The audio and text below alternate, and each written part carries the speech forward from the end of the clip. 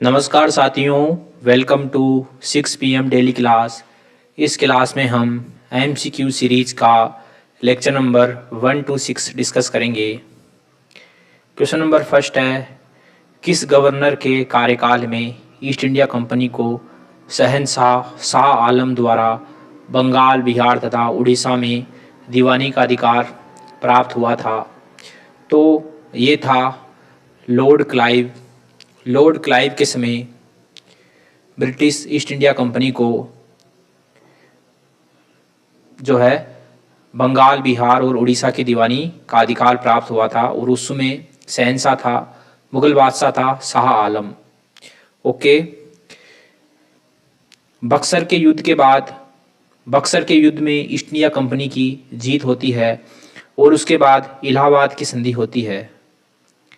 इलाहाबाद की संधि और इस संधि के माध्यम से ईस्ट इंडिया कंपनी को बंगाल, बिहार तथा उड़ीसा की दीवानी का अधिकार प्राप्त हो जाता है। क्वेश्चन नंबर 2 है, पांडिचेरी वर्तमान पुडुचेरी के संदर्भ में निम्नलिखित कथनों पर विचार कीजिए। पहला स्टेटमेंट है, पांडिचेरी पर कब्जा करने वाली पहली यूरोपीय शक्ति पुर्तगाली थे, जो कि सही स्टेटमेंट है। दूसरा है, पांडिचेरी पर कब्जा करने वाली दूसरी यूरोपीय शक्ति फ्रांसीसी थे, जो कि गलत है।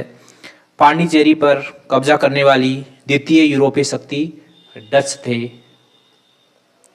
ओके, तो दूसरा गलत है। तीसरा, अंग्रेजों ने कभी पांडिचेरी पर कब्जा नहीं किया, ये भी गलत है। अंग्रेजों का कुछ समय के लिए पांडिचेरी पर अधिकार रहा था।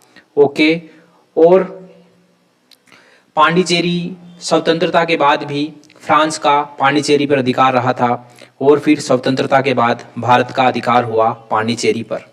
ठीक है, तो इसमें हमको सही स्टेटमेंट चूज करना है, तो केवल एक ही सही है, इसमें ए ऑप्शन हमारा आंसर हो जाएगा।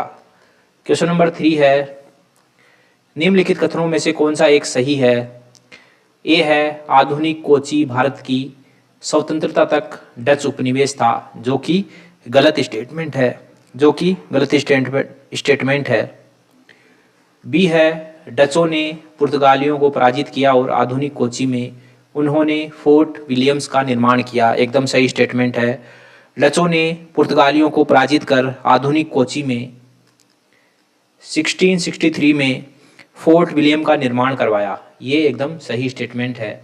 सी है, आधुनिक कोची पहले डच उपनिवेश था जिस पर बाद में पुर्तगालियों का अधिकार हो गया, जो कि गलत है। ये सी स्टेटमेंट बी का एकदम विपरीत है। ठीक है, तो ये गलत हो गया। डी है, आधुनिक कोची कभी भी ब्रिटिश उपनिवेश का भाग नहीं रहा था, ये भी गलत स्टेटमेंट है। कोची 1814 में ब्रिटिश उपनिवेश के तहत शामिल हो जाता है। कोची 1814 में ब्रिटिश उपनिवेश के तहत शामिल हो जाता है। ओके, तो इसमें बी ऑप्शन सही हो जाएगा, यही सही स्टेटमेंट है। क्वेश्चन नंबर 4 है, भारतवर्ष में ब्रिटिश साम्राज्य का संस्थापक कौन था? तो ये था लॉर्ड रॉबर्ट क्लाइव। इसको भारत में ब्रिटिश साम्राज्य का संस्थापक माना जाता है, लॉर्ड रॉबर्ट क्लाइव को। क्वेश्चन नंबर 5 है, निम्नलिखित में से किसे स्वर्ग से उत्पन्न सेनानायक कहा गया है? तो ये रॉबर्ट क्लाइव को ही कहा गया है। क्वेश्चन नंबर 6 है, किसने इंग्लैंड के चार्ल्स द्वितीय को कैथरीन वेग्रेंजा से विवाह में मुंबई दहेज में दिया था? तो ये दिया था पुर्तगालियों ने। इंग्लैंड के सम्राट चार्ल्स द्वितीय का विवाह पुर्तगाल की राजकुमारी कैथरीन वेग्रेंजा से होता है 1661 में, और इसमें पुर्तगालियों ने इंग्लैंड के सम्राट को मुंबई दहेज में दिया था इस विवाह में, और फिर बाद में आगे चलकर 1668 में इंग्लैंड के सम्राट ने चार्ल्स द्वितीय ने मुंबई को ईस्ट इंडिया कंपनी को लीज पर दे दिया। क्वेश्चन नंबर 7 है, डुप्ले को नवाब खान की उपाधि किसने दी थी? तो ये दी थी आलमगीर द्वितीय ने। क्वेश्चन नंबर 8 है, ईस्ट इंडिया कंपनी के किस अंग्रेज गवर्नर को औरंगजेब द्वारा भारत से निष्कासित किया गया? तो ये था सर जॉन चाइल्ड को औरंगजेब द्वारा भारत से निष्कासित किया गया था।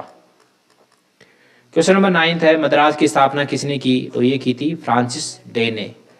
क्वेश्चन नंबर 10 है, निम्नलिखित ब्रिटिश कंपनियों में से किसे भारत में व्यापार करने का पहला अधिकार पत्र प्राप्त हुआ था? तो ये हुआ था लिवेंट कंपनी को, और ये लिवेंट कंपनी को स्थल मार्ग से भारत के साथ व्यापार करने का अधिकार प्राप्त हुआ था, और ये प्रथम ब्रिटिश कंपनी थी। ओके साथियों, MCQ सीरीज का लेक्चर नंबर 1 to 6 यहीं समाप्त होता है। मिलते हैं अगले लेक्चर में, तब तक के लिए थैंक यू वेरी मच।